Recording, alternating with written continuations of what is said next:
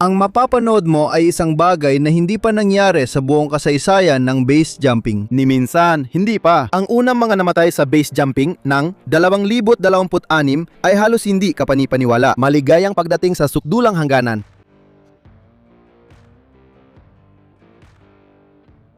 Noong Hunyo 14, 2026, isang maliit na grupo ang dumating sa liblib na bahagi ng lupain ng mga kanyon na mga 30 milya mula sa Moab, Utah na tinatawag na Mineral Bottom. Pumunta sila roon para sa isang base jump, pinakamalapit na karanasan ng tao sa paglipad gaya ng ibon. At isa sa mga lalaking naghahanda, nag-aayos para lumipad nung umagang yon ay si Danny Joe Kragel. Hindi na bago kay Danny ang kalangitan. Mahigit 100 solo na pagtalon mula eroplano ang karanasan niya. Alam niya ang panganib at paggamit ng parachute pero hindi dapat maging kampante, lalo na kung gagawin mo ang gagawin ni Danny. Kaya bilang isang profesional na alam ang kanyang mga limitasyon, humanap siya ng isa pang profesional bilang gabay, ang pinakamagaling na kayang bayaran ng pera, Andy Lewis.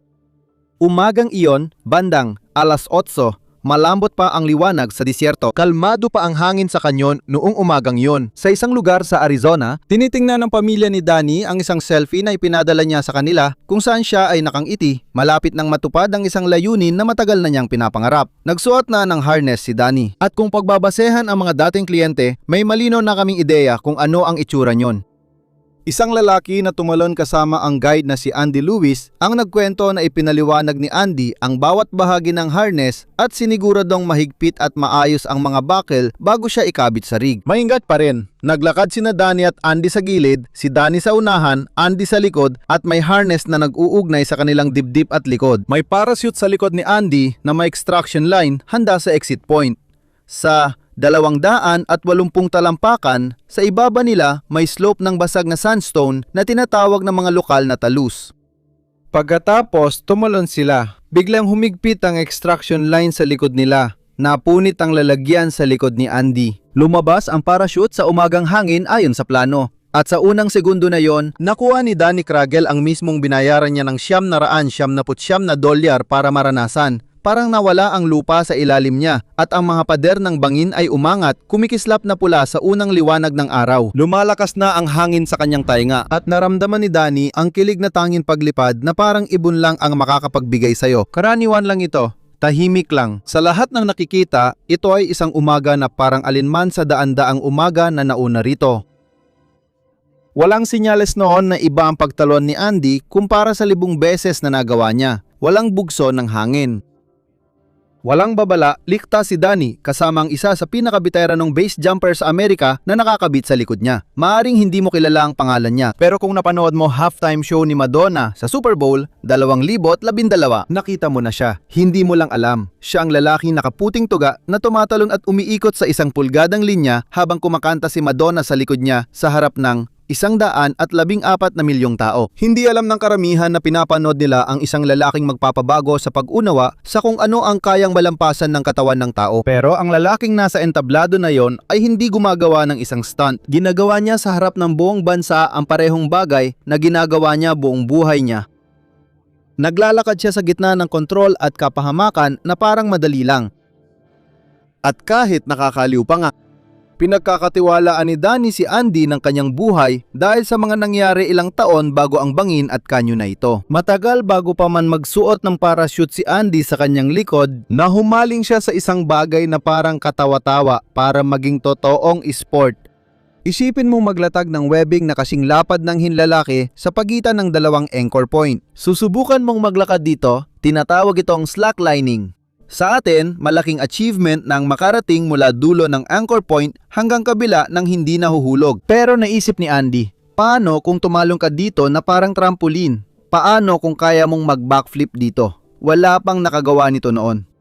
Ginawa iyon ni Andy noong 2004 bilang estudyante sa Marin County, California nang madislocate niya ang balikat sa isang climbing trip. Karamihan sa mga tao ay nagpapahinga kapag may ganong klaseng injury. Naglagay si Andy ng lubid malapit sa kanilang bahay at nagsimulang maglakad dito habang nagpapagaling ang kanyang braso. Pagkalipas ng 1 taon, naging libangan na niya ito. Pagkalipas ng 2 taon, ito na ang buhay niya. Ilang taon pa, dinala niya ang bagay na noon ay alam lang ng 70 katao sa milyon-milyong nagmahal dito nang manalo siya sa unang Slackline World Championship noong 2008. Pagkatapos, mas pinataas pa ni Andy ang hamon. Kung mahirap maglakad sa slackline sa lupa, paano pa kung maglatag ka ng isa patawid sa isang kanyon na daan-daang talampakan ng lalim sa ilalim mo? Hindi mo kailangang maging Einstein para malaman na kahit isang pagkakamali, bugso ng hangin o maling tapak sa taas na yon, tapos ka na. Sa karamihan, sobrang delikado na yon. Pero iba si Andy. Nag-moonwalk siya sa 480 talampakang linya sa pagitan ng mga casino towers sa Las Vegas. Hindi lang siya tumigil doon. Nilakad niya ang mga linya sa pagitan ng hot air balloon na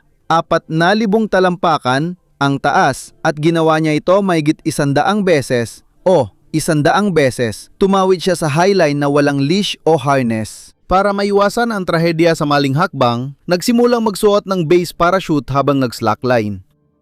Ang plano ay kapag nadulas siya, tatalon at bubuksan ng parachute, umaasang may sapat na distansya para magbukas ito. Tinawag niya itong baselining. Kahit mukhang parang eksena ito sa isang pelikulang James Bond, malinaw na gumana ito. Dahil dito, nagkaroon siya ng palayaw mula sa iba pang profesional na mahilig sa panganib. Mga taong pati nanay nila ay iniisip silang siraulo. Pinanood ang lalaking naglakad sa linya nang walang nakakabit na tali at parachute lang ang plan B. Kaya napagpasyahan nilang siya ang pinakabaliw. Tinawag na siyang Sketchy Andy. Isang kapwa jumper ang nagsabi na kilala siya sa pagtalon sa mas masisikip na espasyo at sa pagbubukas ng parachute ng mas huli kaysa sa kahit sino pa mang maglalakas loob.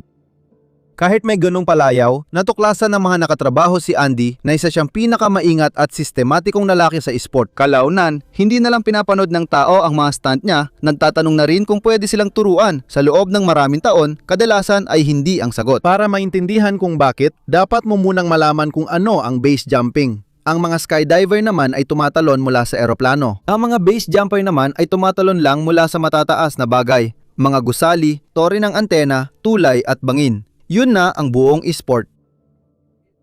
Hindi man ito halata, pero kapag tinanggal ang eroplano, may nawawala ring iba. Sa skydiving, tumatalo ng skydiver mula sa eroplano sa taas na sapat para may oras siyang ayusin ang halos anumang problema kung may aberya. Gaya ng pagbukas ng reserve parachute kapag pumalya ang pangunahing parachute. Sa base jumping mula bangin, ilang segundo lang ang paglipad at isang parachute lang ang gamit. Walang sapat na taas para magbukas ng pangalawang parachute. Dapat eksakto lahat sa parachute dahil kapag pumalya, tapos na. Kita mo naman kung bakit hindi mo lang basta matutunan to sa isang weekend. Karamihan sa mga jumper ay nag-iipon ng lakas ng loob para sa base jump sa pamamagitan ng daan-daang skydives, taon ng pagsasanay at di mabilang na oras ng pag-aaral kung paano iposisyon ang katawan at basahin ang ihip ng hangin. Pero naisip ni Andy na may ibang paraan. Paano kung hindi na kailangang gumugol ng taon ang mga tao sa pag-aaral? Paano kung mahiram nila ang karanasan ng iba? Noong 2018, inilunsad niya ang kumpanyang Base Jump Moab na nakabase sa ideyang iyon. Imbes na magtagal ng taon para maging base jumper, pwede kang dumating sa Moab ng Biyernes, makilala si Andy sa Sabado ng umaga at pagkatapos ng ilang oras, tumalon mula sa bangin na nakastrap sa likod mo ang isa sa pinakabeteranong base jumper sa Amerika. Siya ang may karanasan, sasama ka lang sa biyahe. Makakaranas ka ng pakikipagsapalaran na pwedeng ikwento sa mga apo mo. Bago mo sabihing parang sobrang pabayayan, tandaan na si Andy ay isa sa ilang tao sa bansa na may halos 1,000 base jumps. 1,000. Nakuha niya ang karapatang pagkatiwalaan ng daan-daang estranghero sa loob ng ilang segundo at sa bawat pagkakataon, umuuwi ang estrangherong iyon na may kwento na panghabang buhay. Ang kumpanya niya ay tumatanggap ng kliyente mula 6 na taong gulang hanggang lampas 80. Sa panahon na karamihan sa mga kaedad niya ay nagsisimula pa lang ng kanilang mga karera, nakabuo na si Andy ng karera mula sa sport na halos wala pa noon. Hindi rin ito underground na operasyon. Noong Mayo 2026, opisyal siyang pinayagan bilang komersyal na tandem base jumper. Pinapatakbo ni Andy Lewis ang isang lehitimong negosyo na inaprubahan ng gobyerno at may perpektong record ng kaligtasan, pinakaligtas sa industriya. Yun mismo ang hinahanap ni Danny Joe Kragel, kaya balik tayo sa umagang yon. Bumalik tayo sa kanyon at sa dalawang lalaking nagfa-freefall. Nang tumalon si Danny mula sa bangin na nakastrap si Andy sa likod niya, hindi siya nagtiwala sa estrangero. Sa halip, tumaya siya sa maaring pinakaligtas na mapagpipilian sa sport na ito. At sa isang saglit, nagbubunga ang pagtaya niyang yon. Walang dapat sanang pumalya. At yan mismo ang dahilan kung bakit napakahirap intindihin ang mga sumunod na nangyari. Habang nag-enjoy si Danny, bumuka sa itaas nila ang canopy na 1,000 beses nang nangyari noon. Ang lahat ng nanonood hanggang sa sandaling ito ay makikita lang na parang isang karaniwang pagtalon. Habang bumabagsak ang dalawang lalaki, napupuno na ng hangin ang canopy cells. Humahaba ang mga tali dahil sa bigat. Sa isang normal na talon, ito ang sandali kung saan ang tela ay nagiging pakpak at ang pagbagsak ay nagiging paglipad. Pero sa pagkakataong ito, sa kalagitnaan ng pagbabagong yon, huminto ito. Lumabas ang canopy pero hindi ito tuluyang nabuksan. Walang makakaalam kung kailan eksakto ang naging malinaw habang pinapanood ka. Baka saglit lang yon, kalahating nabuo sa isang tibok ng puso. Baka mali na ang hugis mula simula pa lang, pero sa isang punto sa segundong yon, ang nasa ibabaw ni na Andy at Danny ay hindi na isang parachute na nagbubukas at naging iba na. Talang may dalang dalawang lalaking bumibilis ng lakpas, 50 milya kada oras. At halos walang napapabagal ang tela. Kung normal lang na skydive mula sa 13,000 talampakan, halos 1 buong minuto sana ang free fall nila. Kaya kung pumalya ang pangunahing parachute nila, si Andy ay kakalasin na lang yon at bubuksan ang reserbang parachute. Pero ang bangin na nilundagan ni na Andy at Danny ay mga 200 at 80 talampakan lang ang taas. Mga 3 o 4 na segundo na lang bago sila bumagsak sa lupa. At wala namang kahit ano na makakapagpabagal sa kanila. Madalas kong inisip kung ano kaya ang naisip ni Andy sa sandaling yon. Ito ang taong minsang nabuksan ang parachute ng baliktad at bumangga sa bangin pero nakaligtas. Kung may sinuman na buhay na kayang malaman ang problema ng isang canopy na bumibigay sa pamamagitan lang ng pakiramdam sa mismong sandali, siya yon. Ibig sabihin, malamang alam ni Andy Lewis na may nangyaring matinding mali. Wala lang talaga siyang sapat na taas para magawa ang kahit ano tungkol dito. Sa 2 segundo, wala pa ring parachute, walang reserba, at kahit na meron man, wala rin itong silbi dito. Wala nang magagawa si Andy. Kung ano man ang mangyari pagkatapos, mangyayari na lang.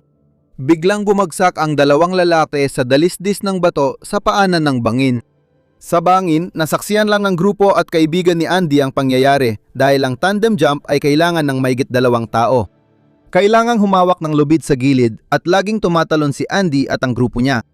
Para sa kanila, ang aksidente mula sa pagtalon nila mula sa bangin hanggang pagtama sa mga bato, 5 segundo lang. Parang bilis ng pag-skip ng ad sa YouTube. Si Jimmy Peterson ay isa sa mga lalaking nasa bangin na yon, kasosyo at matalik na kaibigan ni Andy sa loob ng 14 na taon. Ang isa pa ay si Brent Kane, isang kaibigan ni Andy na nagkataong nagtatrabaho bilang EMT at bumbero. Nang makita nila ang kaibigan nilang hindi kailanman bumagsak na bumangga sa bato kasama ang kliyente, hindi sila nag-atubili. Sumunod si Jimmy Peterson sa gilid pagkatapos ng mga kaibigan pero hindi tumalon. Gumapang siya pababa ng bangin at dalisdis ng malulutong na batong buhangin, mabilis hanggat kaya ng lupa papunta sa 2 di gumagalaw na tao sa ibaba. Pagdating niya sa kanila, ang nadatnan niya ay naging dahilan para maging mas malupit ang umagang ito kaysa kung nagtapos na lang agad ang lahat. Tandaan, sa tandem rig, ang kliyente ay nasa harap ng harness at ang piloto ay nasa likod.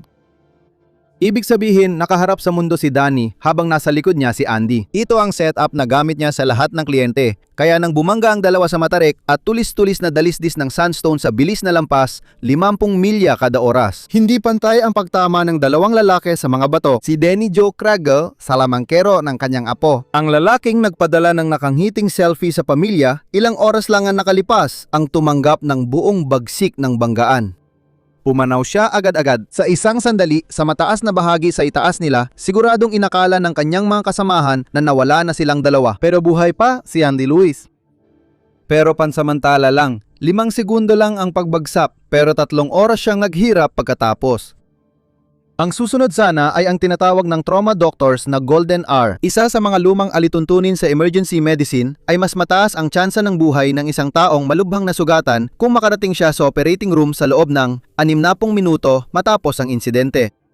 Nagmamadali ang mga ambulansya at may medical helicopter dahil bawat minuto sa oras na iyon ay parang ginto.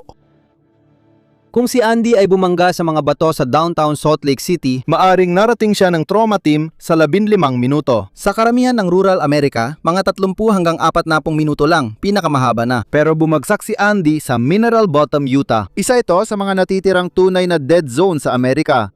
Walang cellphone o radio signal dito. May mahigit 30 pumilyang kalsada sa pagitan ng mga bato at ng kabihasnan. Kahit narating na ni Jimmy ang 2 lalaki, alam na nila ang nakakatakot na katotohanan. Walang darating kasi, walang ibang may alam sa aksidente. Pero buhay pa si Andy. Kailangan nilang may gawin. Hinati ng crew ang imposibleng gawain sa dalawa. Nanatili si Jimmy Peterson sa tabi ng matalik na kaibigan at iba pa, ginagawa ang lahat ng makakaya nilang medical para kay Andy kahit limitado ito. Si Brent Kane, kaibigan ni Andy, ay EMT at bumbero din. Alam niya na kahit anong first aid ang gawin nila sa sahig ng bangin ay hindi mapapalitan ang isang trauma surgeon. Ang mahalagang tungkulin ng bihasang medic ay agad humingi ng tulong, kaya agad siyang nagmaneho ng mabilis sa kalsada palabas ng bangin papuntang kabihasnan. Palipat-lipat ang tingin niya sa kalsada at sa screen ng telepono habang nagmamaneho siya. Naghihintay, nagmamakaawa, nagdarasal na sana magkasignal kahit konti. Bawat segundo sa bangin ay kasabay ng pagtakbo ng orasan ng golden hour, kahit may makakita o wala sa ibaba. Pagkatapos ng ilang minutong mabilis na pagmamaneho sa itaas ng talampas, nakapasok siya sa lugar na may signal. Tumawag si Kane sa 911. Nang unang marinig ng dispatcher ng Grand County ang nangyari sa Mineral Bottom oong umaga, kahanga-hanga ang naging tugon. Ang mga deputy sheriff ng Grand County ay pumunta sa canyon. Na-mobilize rin ang Grand County Search and Rescue, isang pangkat ng mga climber na pawang voluntaryo, kasama rin ang Grand Emergency Medical Services. Dahil alam ng dispatch ang ibig sabihin ng pagbagsak mula sa taas sa isang liblib na canyon, agad na nagpadala ng 2 medical helicopter na nagsisilbi ring mga lumilipad na intensive care unit. Sa papel, napakalaki ng tugon na yon. Mga 45 minuto matapos kumonekta ang tawag ni Kane, dumating ang tulong sa insidente. Sa isang lugar tulad ng Mineral Bottom, 45 minuto ay mabilis na. Pero sa mga emerhensya, hindi nagsisimulang bilangin ang oras sa sandaling tumawag ka para humingi ng tulong. Sinusukat nila ito mula sa sandaling nagsimulang pumalpak ang lahat. Ang pagmamadali pababa ng bangin at pagbiyahe ni Kane palabas para makakuha ng signal ay nakaubos ng mahalagang oras. Pagdating ng mga bihasang tagasagip sa kanya, ang pinakamahalagang oras ng kanyang buhay ay lumipas na. Patuloy na nagtrabaho ang mga mediko sa gilid ng bangin gamit ang oxygen at advanced trauma care. Ibinigay nila ang lahat ng mayroon sila at lumaban si Andy kasama nila. Halos 3 oras siyang nagtagal pero matindi talaga ang pinsala. Bandang alas 11 ng umaga, ika-14 ng Hunyo, 2026. Sa mga bato sa ilalim ng bangin, na daan-daang beses na niyang tinalunan, katabi niya ang matalik niyang kaibigan sa loob ng 14 na taon. Si Andy Lewis ay namatay sa mismong lugar ng pangyayari. Siya ay 39 na taong gulang. Nakarating ang balita sa Moab bago pa man makabalik ang mga helicopter sa kanilang mga landing pad. Pagsapit ng gabi, kumalat na ito kahit saan. At lahat ng nakabasa nito ay nagtatanong ng parehong tanong na tinatanong mo ngayon. Ano ang naging mali? Sa paggawa ng video, wala pang opisyal na sanhi na inilabas. Walang natapos na investigasyon o mga natuklasan tungkol sa kagamitan. Wala pang inilalabas na autopsy result sa publiko. At natahimik din ang kanyang kumpanya dahil nagpapatuloy pa ang investigasyon at kailangan ng mga pinakamalalapit sa kanya ng panahon para sa kanilang sarili. Kaya habang tahimik ang mga opisyal, kumilos na ang totoong nakakaintindi sa sport na ito. Simula, 1,981 tinatalanan ng base jumping community ang bawat pagkamatay sa sport na ito at bawat isa ay sinusuri ng mga buhay pa, detalye sa detalye. Hindi dahil nang humaling sila sa kamatayan, kundi dahil yon ang paraan ng mga tao sa sport na ito para manatiling buhay. Dapat nilang itala at unawain ang sanhi ng kamatayan para maiwasan itong maulit. Mabigat pakinggan pero ito lang ang safety system ng sport na ito.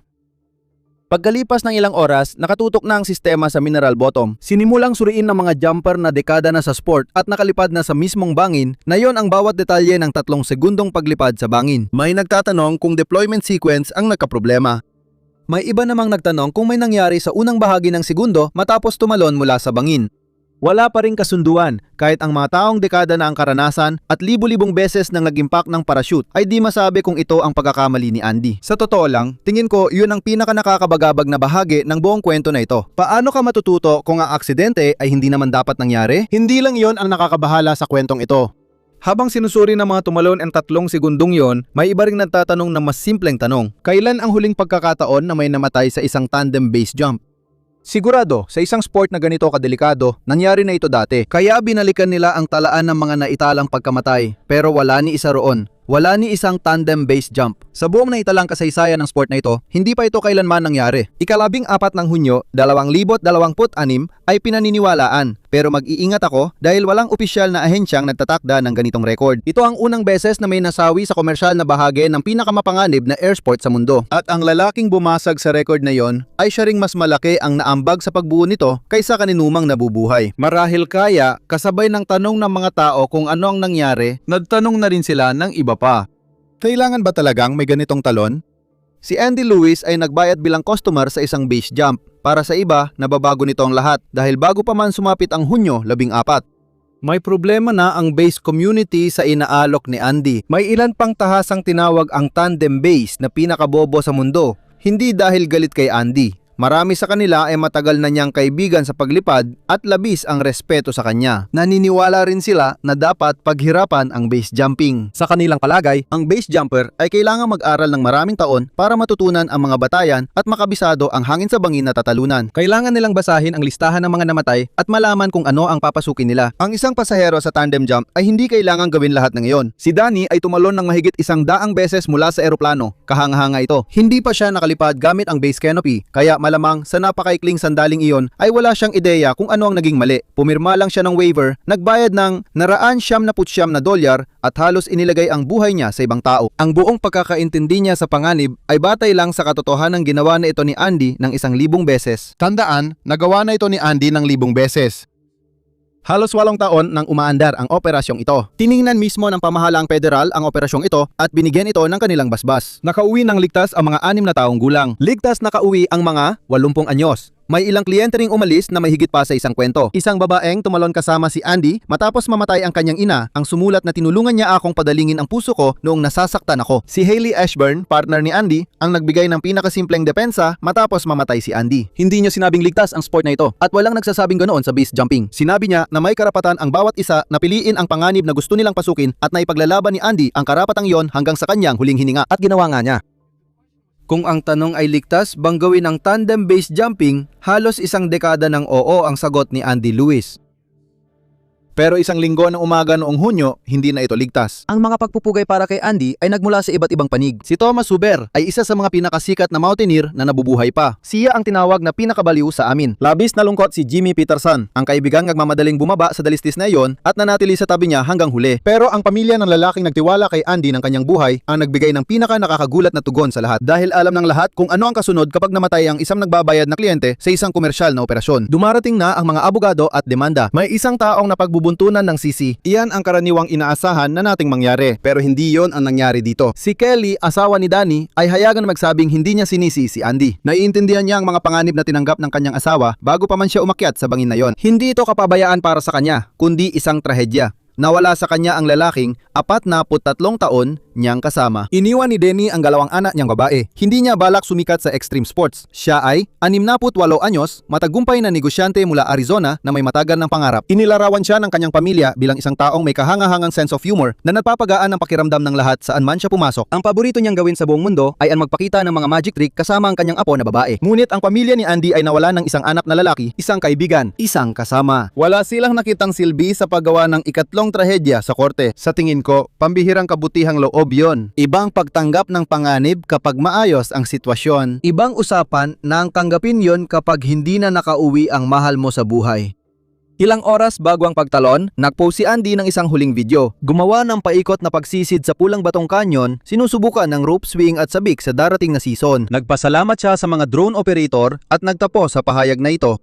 Napakalayo na ng narating at ngayon pa lang ito nagsisimula. Hindi niya alam na matatapos na ang kanyang karera. 20 taon ginugol ni Andy Lewis para patunayan na kayang ilayon ng husay ang kamatayan. At para sa halos 1,000 estrangerong, ipinagkatiwala sa kanya ang 3 segundo ng kanilang buhay, nagawa nga iyon ng kanyang husay. Sa bawat pagkakataon, maliban sa isa. Hindi ito kwento tungkol sa isang taong gumawa ng isang padalus-dalus na bagay. Kwento ito ng 2 taong ginawa ang lahat ng tama pero hindi pa rin yun sapat. Sa susunod nating kwento, isang Sherpa sa K2 ang itinapat ang kanyang kamera sa kanyang kasamang umaakyat. Isang siyentipikong bumababa sa pader ng yelo, kalmado, kontrolado at ginagawa ang lahat ng tama. Pagkatapos, iniikot niya ang kamera sa mga bundok. Makalipas ng ilang segundo, ibinalik niya ito. Nandun pa ang lubid, wala na ang tao. Huwag palampasin ang susunod na video na ito.